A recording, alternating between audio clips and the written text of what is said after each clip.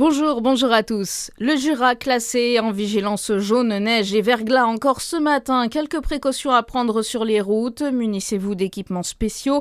Allumez vos feux de croisement ou de brouillard. Évitez les accélérations et les à-coups et ne dépassez pas un véhicule de déneigement en action. La vigilance concerne le Jura mais aussi l'ensemble de la région. Après Lactalis et Nestlé, Danone rappelle à son tour des laits infantiles de l'eau sont concernés en France, commercialisés sous les marques Blédina et Gallia. Le groupe évoque un rappel ciblé d'un nombre très limité de lots par précaution et afin de se conformer aux dernières recommandations.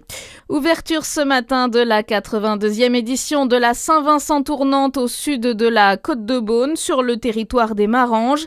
Les villages de Chéilly, de Zize et Sampigny vont célébrer la solidarité vigneronne. Des décors monumentaux et des scènes de vie vigneronnes ont été reconstitués dans les rues et sur les façades.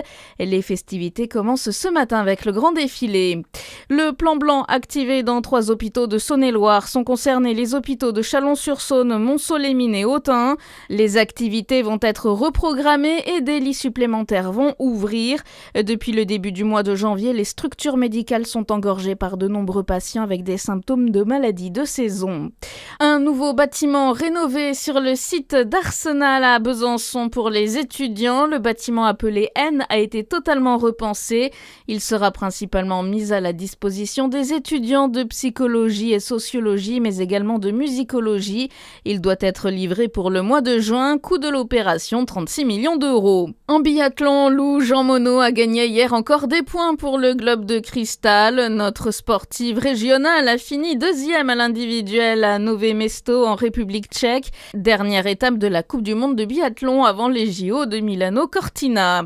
Et puis victoire du PSG 1-0 hier soir face à Auxerre. Bonne journée sur Fréquence Plus.